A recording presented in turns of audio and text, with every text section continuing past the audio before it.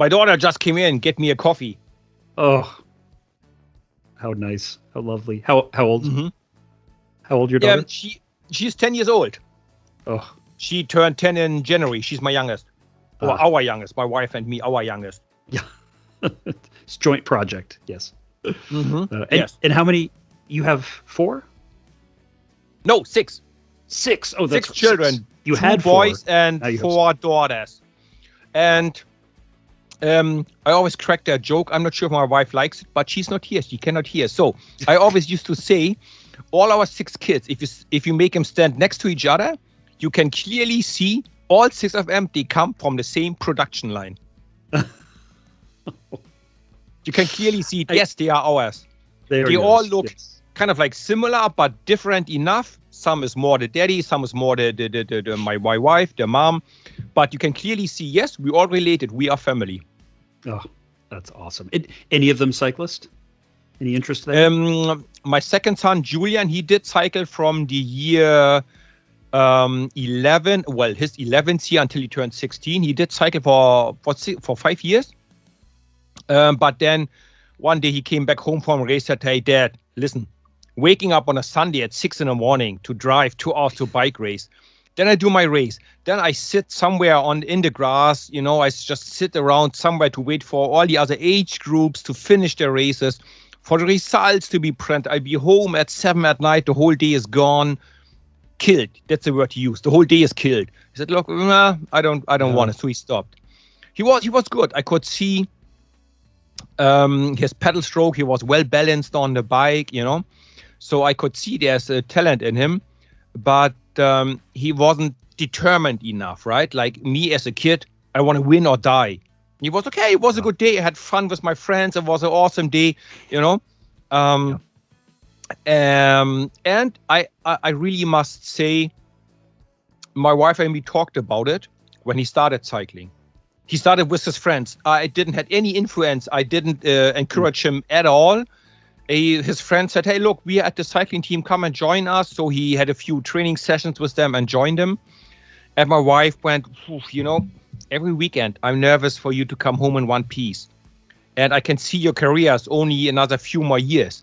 Now, if Julian starts cycling, this will be another 20 years where I cannot sleep Saturday or Sunday night because I don't know where he is. And me as a father, I'm okay with that decision because I still have metal pieces in both hands. Like this one index finger will never be 100%. It's okay for normal life, but it's not 100%. I had 3 broken collarbones left side. I had a dislocated shoulder here. So it's a dangerous sport.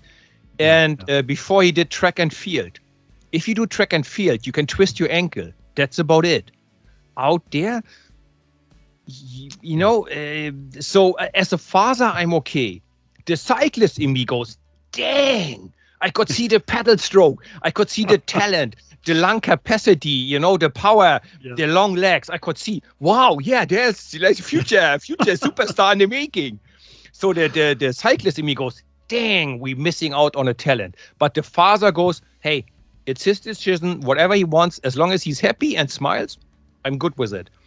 So he did cycle, and he gave me that total goosebump moment because I trained for 3 weeks and won my first race at the age of 10 or whatever, almost 10. My son did almost the same. He joined that team, trained for about 3 weeks, entered his first race and won it. I'm like, geez, the whole circle of life is just closing in front of my eyes. Oh my God. And it was just this wonderful October morning, almost like Indian summer. The light through the trees, it was a mountain bike race. And since they started, because it was like little numbers of starters, they had 2 or 3 age groups together, right? So we're 50, 60 kids on the course, and he finished 7th. So wow, awesome result, top 10 in the first race. But he actually won because of the other kids were older. So we only found out that he won when he called them up for the ceremony. We didn't know at all about it. Wow. And he won the race, and I swear, I almost had like a little tear in my eye. Like, oh my God, this is just so awesome. This is just too good to be true, you know? So that was a pretty good moment we had together. Oh, that's awesome. That's awesome. It's funny how that works, right? You don't want to like push them too much. It's not their, you know, you don't need your thing to become their thing. And but both my kids, they love to ride bikes, and we have the velodrome here in town. You take them, they ride around, big smiles. They're like, "You guys have any interest in this?" Like, no, not interested. Like, that's fine. So, but oh, that's awesome. Speaking of velodrome, so let's come right towards the end of your career, and you do the one thing that I think is probably the most popular 3 or 4 episodes we've ever done on this show, the hour record. People are just obsessed with the hour record. I think for a while there, I think probably 30% of the questions that we got on the show were hour related, and you've done it. So let's open with, how bad does it hurt? Well, easy answer. If, let's say, within the last 5 or 6 laps, or whatever, the last 3 or 4 minutes, if for some reason the track would have broken down, my bike would have broken down, I would have never tried again.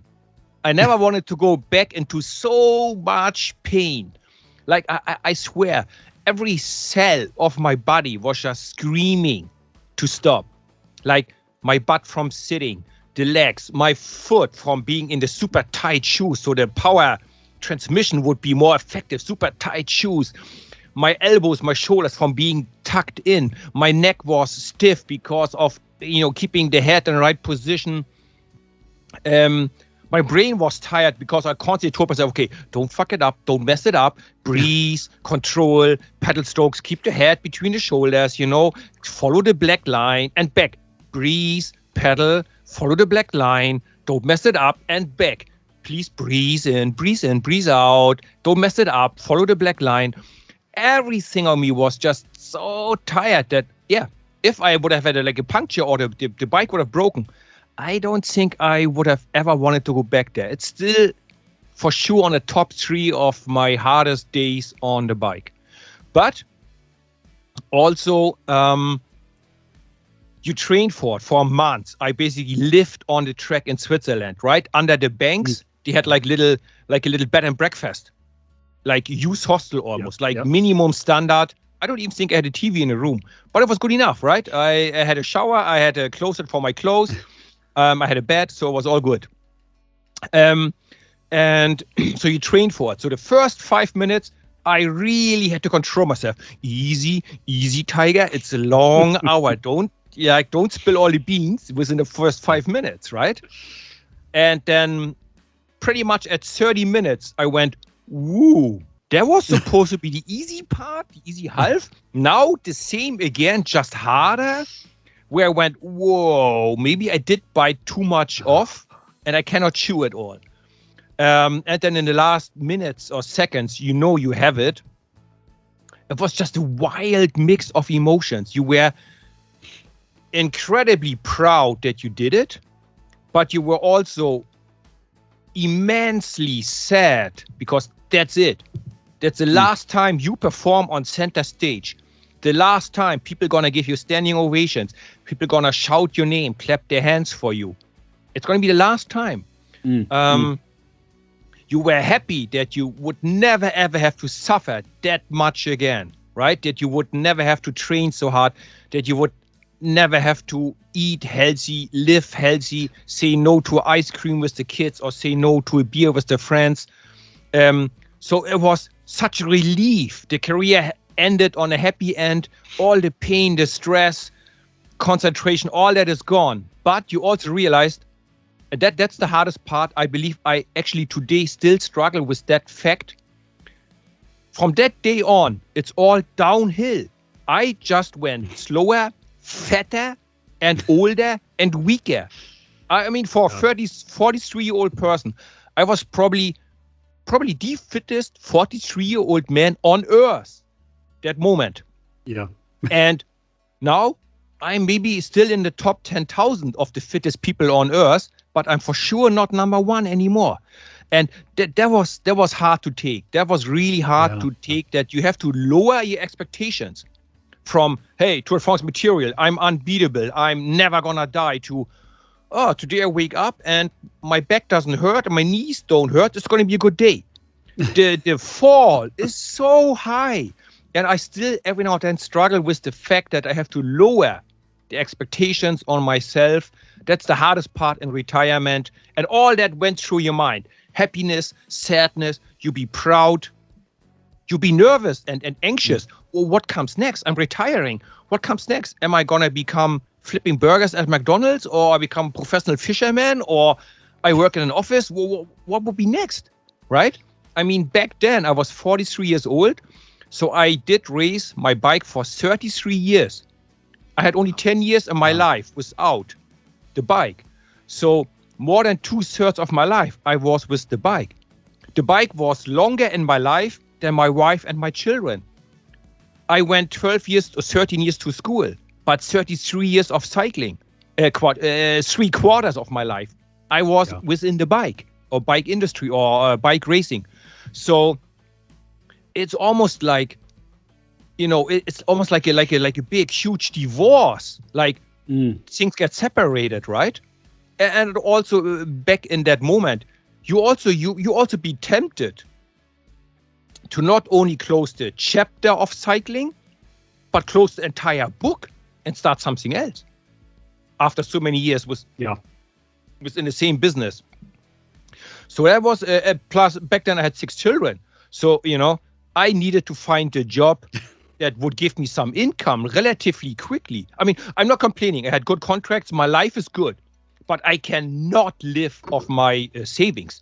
I was never paid like Sagan or Cancellara. I had good contracts, right? My house at least is paid off. I'm super proud about that. But I cannot live off my savings. I never earned that much money. Plus, I always lived in Germany, paid my taxes there, and I got 6 children. So, life is good. But I'm not a millionaire, so I needed a job that would feed the family, right? So I felt that pressure a little bit. So it was a wild mix of emotions when I crossed that finish line, and I knew I had it, but I also knew I would never, ever ride that fast again. Yeah, wow. But now, since it's called Marginal Games, let's talk about some of the technical stuff. Okay. Right? So here are some facts. If I remember correctly, I finished the hour with 413 watts average. I did 103 reps per minute, like 103 pedal strokes per minute average. And I believe I had 186 or 187 average heart rate. I always had very high heart rate. Okay. Like when I was a junior or young amateur, I would go up to 215, 216 heart rate max. Wow. Even as a pro, I would still reach 195, 197 at the hilltop finish or in time trials. So I would always have a high heart rate. I used the 5514 gear. Okay. And for example, we didn't use oil. We used some talcum powder they found somewhere. So the chain was actually dry with some powder on it. They told me it saves another 0.5 watts per minute or whatever. Of course, disc wheels, front and back. And the position is limited by the UCI. So it was a normal standard frame. Some interesting facts people might not know. The hour record bike has to be available for sale for everybody. So it cannot be a one-time handmade prototype. That is illegal. So Craig did a mini series of like 20 of these frames, right? I think that's most people do it. So it has to be a minimum, a series. Every part of that bike has to be available on the shelf. We are the normal counter. No handmade special pieces. Everything has to be available at free sale or sell. During the hour record, you're only allowed to have contact with one person on the track. You are not allowed to have live access to your data. You're not allowed to know about your speed, your heart rate, or your power output. That's why if people look at the pictures, I had the power control unit underneath my saddle. So I collected the data to look at them later or help other riders to see where they can go better. Yeah. But I could not see it. We had to ask the UCI if they would open up the big screen on the other side of the track for the viewers, so they could follow my progress. And they figured, okay, if you on the track, you have no time to watch that. Right. So that's why we had to ask for special permission. You gotta have 3 UCI commissaires. They gotta be living in at least 3-star or more hotel. There's categories. Yes. So you cannot put them into a cheap little hotel. Very important. Yes, very important. And they measure the track. I mean, it's an official UCI track, but they measure it the day before one more time to be sure that you that the track is fulfilling all the obligations or regulations. So there's a few little interesting parts, I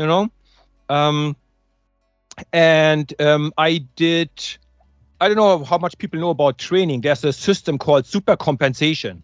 So if the race is on Sunday, you would do Thursday a really big, hard, intensive training session. And then Friday, Saturday, just easy recovery, spinning the legs. Maybe Saturday, you would just do a little 5-minute effort to put a bit of tension back into your body. And then a good, tough workout on the race day.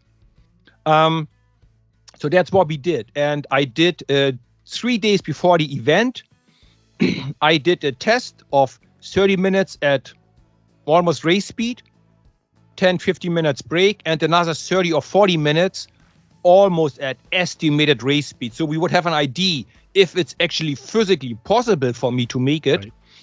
Right. So we had a good feeling that I would make it.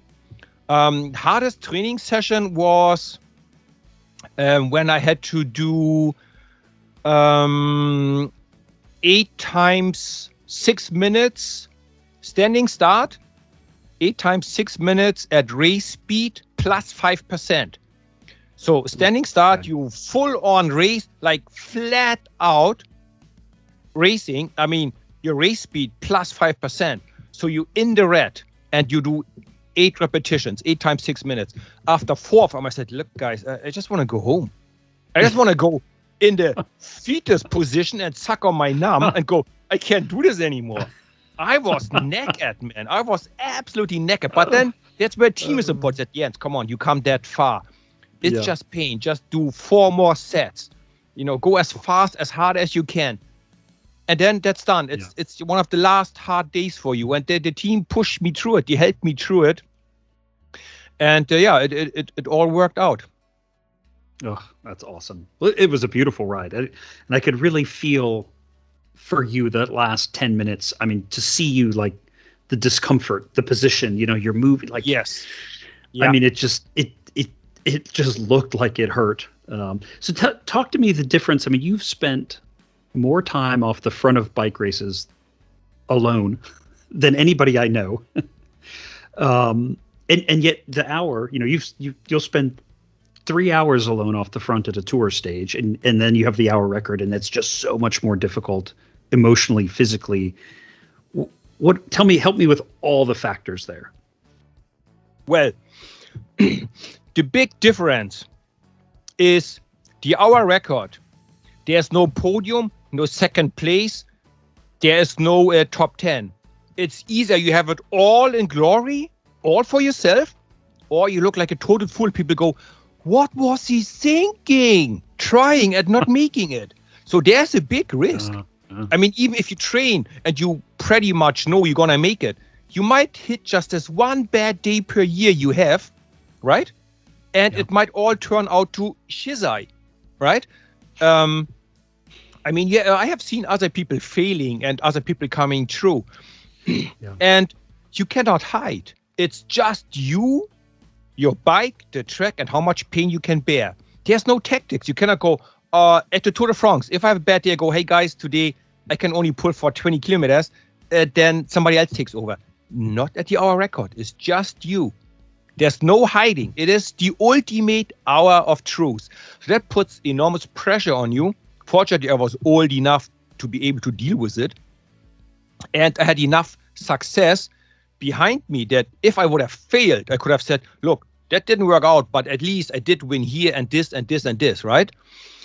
So that's the biggest difference. There's no second place. You have it all and you look like the smartest and best rider in the world, or you might look like a fool and people go, Jesus, what was he thinking about that? And in the Tour, you never go that deep. You know, it's 1 more week to go, or it's 2 more weeks to go in the Tour de France. So you kind of like, you stop your effort at 80%, 85%, and you pace it that you can hold out there for like 2 or 3 hours riding tempo. With the hour record, you squeeze basically your entire career into this 1 hour, right? And even though in the middle of it, it is still uncertain, because Chris Boardman, he actually inspired me with that. He was my first roommate when I signed with the French team in '98. Okay. And I was happy to be there when he did his last race, also the hour record with the old Eddie Merckx position. Yeah. And Chris Boardman used to say to me, listen, Jens, if you do the hour record, remember, keep in mind, you are not allowed to have access to any data. It's all after feeling and one person telling you how good you are. If you ask yourself, can I hold this speed for another hour? And the answer is yes, you are way too slow. If you ask yourself the same question and the answer is no, you overcooked it. If you ask yourself the question, the answer is maybe, hopefully, probably, then you are on the right speed. Oof. It has to be still uncertain for yourself. If you are sure about yourself, you're way too slow. You don't hurt enough yet. You need to go faster. And that's, pretty much, if the percentage of it, that it has to be right on a limit, even for yourself. I remember my parents were there, and the dad, the morning before, he said, today, tonight it's the event and it's live and Eurosport and 85 countries watching. I said, Dad, listen, you make me nervous. Take your doubts and go away. Go for a walk, Dad. I love you to pieces, but Dad, I don't need that. Yeah. I'm pretty optimistic. I'm kind of like confident. I trust myself. We put a month of work into it. Don't make me nervous now. And then I sent Dad away to have a walk and watch me race. It's almost like a different sport. Yeah, I would say, that's almost like a different sport. The hour record and riding the Tour de France, it's two completely different things. That's huge mental. I mean, the mental game there is just unbelievable. And you said no data, right? I mean, we're also accustomed to looking at those numbers and thinking, I can do this, right? Whatever that wattage is, I know I can do this. I've done it before, but you're flying blind in that moment. Yep. So. And if some of our viewers ever used to race on the track, I told my coach on the track, Giesecke, a Swiss guy who lived there, who works on the track. And I said, hey, listen, I want the communication between us as simple and primitive and unbreakable as possible. I'm not sure if I have the power and the mental sharpness to actually watch you holding up that iPad with my split times. I want you to whistle, like we calculated all the 205 laps, how fast I should be, 16.2 seconds or 16.1 seconds, I believe it was. I want you to whistle every time when I cross the lap. I start on a big white line in the middle of the straight. And every time I be there, I want you to whistle exactly when I should be there. If I hear the sound of the whistle before I cross the white line, I am too slow. I'm behind schedule.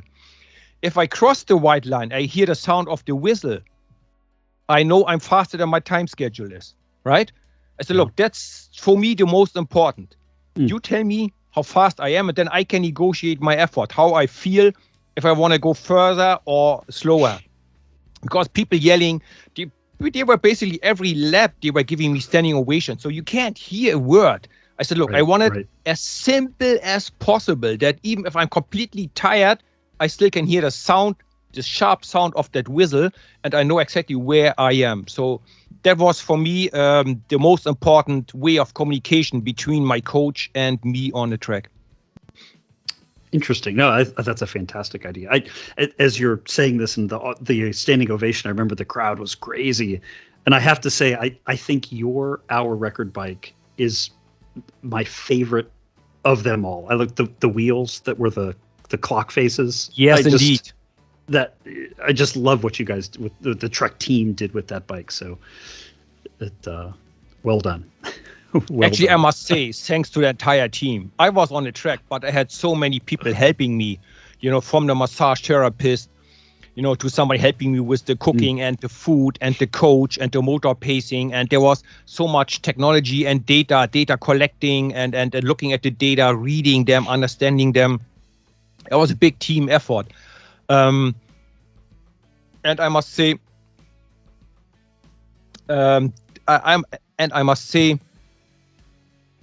for years and years after that, people recognized me at the airport in Denver, in whatever, Colorado, in California, LA, said, hey, I remember, oh man, I took half a day off work to watch you. Or the other one, man, I was hiding my iPad under my work desk and I watched you. Or I was working on that car with my friends. And I said, listen, I got to start working for an hour. They're like, geez, we got to finish putting this car together. You got to be ready. No, I got to take it. So many people told me they knew precisely where they were when the hour record happened and what they did to be able to watch it. And at Eurosport, I'm not sure if I can believe that. Eurosport said, together with the live stream, we are the Trek webpage and the UCI webpage, we had 100 million viewers. I mean, Eurosport broadcasts into 85 countries, right? We planned it to have it at night, so it was a primetime TV time, or the entire global could watch it. Early mornings for Australia, or early mornings other parts of the world. So they said we had 100. That's Super Bowl material. Wow. I think they have about 120 million people watching the Super Bowl. So that's. They said that's. I was pretty happy. That's amazing. Yeah.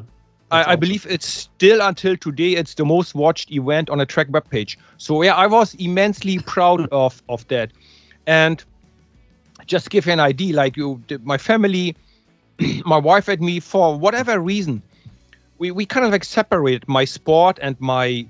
Yeah, I guess I'm allowed to call myself a star, or I was a star, without people thinking I'm arrogant. I believe I was, at least in my kind of way, a star. I was never world champion, but so I come home like 2 or 3 days after, and my oldest son back then, he was, let me think, just 18. Yes, Mark was 18. Said, so Dad, just that I understand, you did set this world record, and then you retired. I said, yes, precisely. You could call me fastest man on a bike. He said, wow, that's pretty cool. I said, yeah, Daddy had won a few moments in his career. So I don't think they knew too much about it. Yeah. And my oldest son, for example, Mark, he plays lacrosse. He did basketball for many years. And now for the last 6-7 years, he plays lacrosse. And back in the days, his coach, Jamie, was an American exchange student. And so they do these suicide runs where they run to the first white line, they sprint back, next white line, as a warm-up. Yeah. And they went, oh, coach. Yeah. They went like, oh, coach, this is too hard. The legs are hurting. We don't want to do it. And then Jamie went, then you just go shut up legs. And you tell your legs to follow your orders. And it took my son like weeks to actually go, actually, Jamie, my dad is shut up legs. And Jamie, no, really? So I actually had to come one day to training and just let out the shut up legs to the boys and to Jamie. But it took my son weeks to build up the courage and go, actually, original shut up legs is my dad, actually. Oh, that is awesome. So do you get that request frequently? I can imagine if you're in the States, people would be like, oh, come on, Jens, give us a shut up legs. Is that common? Yes. Yeah, it's quite common. And every now and then people actually ask me, hey, do you actually regret it that you ever said it after I had to say shut up legs like 5 times in a row? I'm like, actually, no, because on a very small scale, it makes me immortal. Shut up legs will still be there when I'm gone, it will be.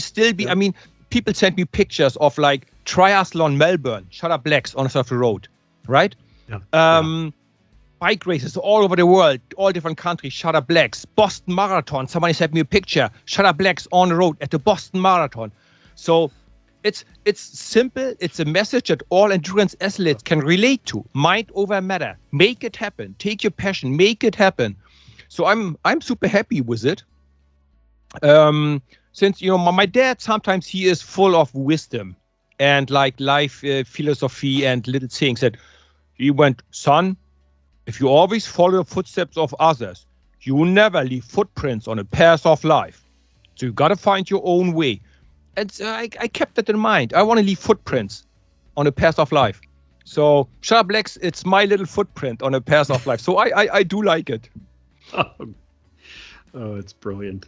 I know when we were first starting to talk about working with you on this Silka campaign, and it's just every single person you talk to, when as soon as I say your name, they just get this smile, right? I mean, they just get this grin, or people hear the voice.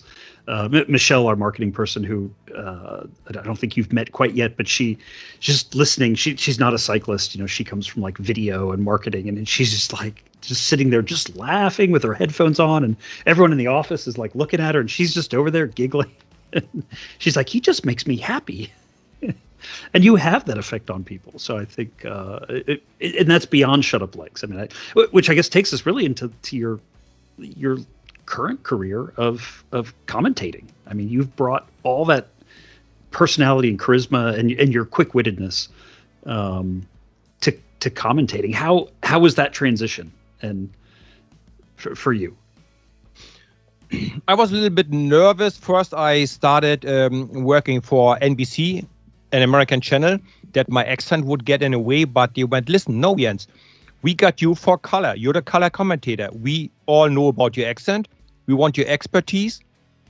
We have enough people, they go in proper English, and here we are on the 13th stage of the Tour de France 2010, and the weather is good. We have enough proper commentators.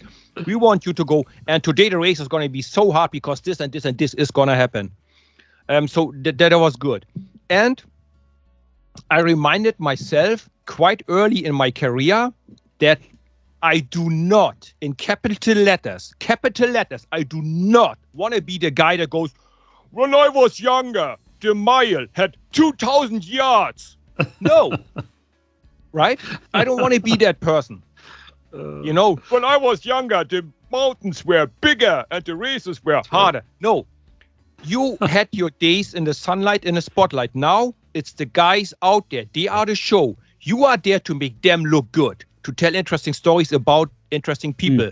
Not you anymore. Every now and then, of course, you're allowed to say, yeah, I did this race or I did this mountain as well. But it's not the Yenzi show. It's the Tour de France about the riders. They are on the screen. So that worked out quite well. I remember that one moment I'm going, once they get me every now and then, they get me in for my expert opinion. And I said, listen, the way they race, it's helping the other team. They should start attacking. And as soon as I stop that word attacking, on the screen, the team does what I just predicted. And my producer went, wow, that was brilliant. You're not just a pretty face, aren't you? I said, no, I tried to not be just a pretty face. I was so happy. That saved my whole entire first year. Like, the second I said, that's good for the other team. If they want to win, they should start attacking. And immediately they went out and attacked. And I'm like, ooh, that was pretty good. And the producer was super happy. Like, well, you're hired for next year. So it's good. I like to be part of the sport. But hey, I must say, with NBC, the first year I was at the Tour de France, and my little working station was right at the finish line. Right? Literally at the finish line. Within, let's say 20 yards, depending on how the structures are built up and all that. But I could always see the finish line. And so I'm a first-year retirement, and I sit there. And at the start, you go, they all look happy, healthy. They all had a fresh haircut, freshly shaved. They got a brand new jerseys, brand new bikes for the presentation. And you go, wow, that was good good days. You a little bit, you go, I wish I could go back. But in the last week, I still sit at the finish line and I see the riders coming across the line, looking like the living death, like sunburn, crash marks all over them. Yeah. And like, you see how tired, how skinny they look, and you go, holy smokes, did I ever look so terrible? And my wife, yeah, every year you look like them. And you go, in my first year retirement, I gained so much more respect for my colleagues. I'm like, this is the hardest sport on earth. You never know, because you live from stage to stage, from mountain to mountain within the stage, from hotel to hotel. But sitting outside on the other side of the fence, you go, oh my God, the Tour de France, it's a killer. It's almost unhuman. 3 weeks of racing. How are the poor guys going to survive this? You feel like a father with your children racing. It was mind-blowing to see it from the outside, how big, how epic, how demanding it is just to finish the Tour de France. It taught me a lot more respect for the riders to watch it from the outside. How interesting. Interesting. And I guess you've been gone, or as the 5-6 years that you've been out now, are there many riders left that you were racing with? Actually, now they're slowly coming out. Now that I'm commentating, every now and then I have to say, oh, look at them. There's one. He's racing. He was racing with me, so he's still there. Philippe Gilbert, for example. We raced together. Adam Hansen, Australian for many years. TJ van Garderen, Ben King from the US. Yeah, there's still a few there. Yeah. Mm-hmm. And way back in the days, I'm racing, not thinking about anything, enjoying the sunlight. Somebody claps me on the shoulder, goes, hey, I'm Rick Zabel. You raced with my dad, and now you race with me. I'm like, oh, that definitely tells you're getting older. So yeah, I had a little Rick Zabel coming up to me, I believe at the Miller Classics, the Tour of Utah. He came up to me and said, hey, you raced with my dad. I'm supposed to say hi from him, and now you're racing with me. So yeah, that is, I had a long career, my friend. That's excellent. That is excellent. Well, let's end just quickly. We'll pull it to now. If you just want to say a word, we'll plug Silka a little bit on the show, which we have to do because they're a sponsor. But our modern relationship here started. I sent you some chain lube, a wax chain, telling you about this technology we've been working on. And I have to say, those are always like, hey, Jens, remember me? Try this thing. And then it's like, oh, is he ever going to, try it or even use it? Will he know a difference? And then, of course, you and I talk, and you were, I think, the most animated person I've ever spoken to about chain lube. And so I just want to relive that for a moment with our listeners and our viewers, because it was such an experience for me. I mean, a little bit for me, it's like this thing that's been my creation, right? That I've been working on forever, and you put it out into the world, and it's like, ooh, it's good. It's actually good. But tell it from your perspective. It's easy. I mean, you know me. When you first came with, hey, I got this brand new chain loop. I'm like, well, how much difference can it be? It's just chain loop, right? And said, but hey, I give it a go. I mean, at least I'm open-minded. I might be sometimes skeptical, but hey, I'm open-minded. So, yep, bring it on. Let's try it. And when I went to my local bike shop and asked like a proper mechanic to put the wax chain on, and I'm riding home, it was just day and night. It was such a difference. It's like, I'm completely convinced by the results. The bike is so silent, it runs so smooth, and it does go easier. So I went back home, put some of your chain loop on my wife's e-bike, said, honey, let's go for a bike tour. And my wife, she's a complete non-cyclist. She went, something's different.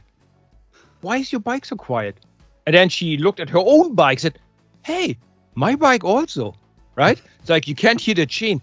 It was just like day and night. It was absolutely, almost life-changing, but it was absolutely unbelievable what the obvious and visible difference it made. Really, I was blown away of how much difference it makes, how much more quiet it goes.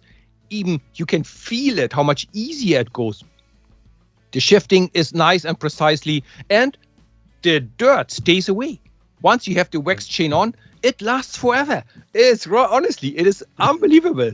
It's really a super top product you have there.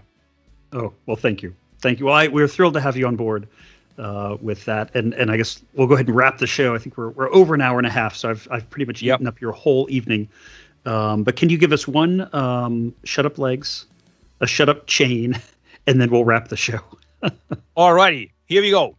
Shut up legs, shut up chain. Thank you, Jens. Always a pleasure and a privilege, and it's just so enjoyable. Thank you so much for joining us today on the Marginal Gains podcast and Marginal Gains TV show, and we look forward to talking to you again soon. Thanks, Josh, for having me, and thanks for listening, my friends. It was a long one. I hope you enjoy it.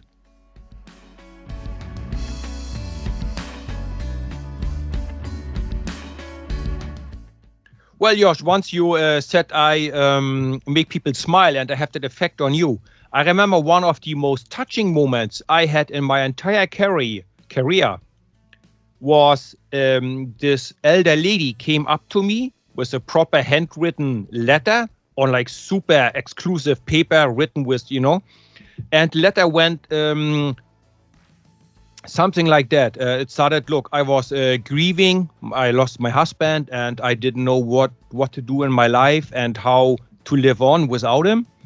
And because I missed him so much.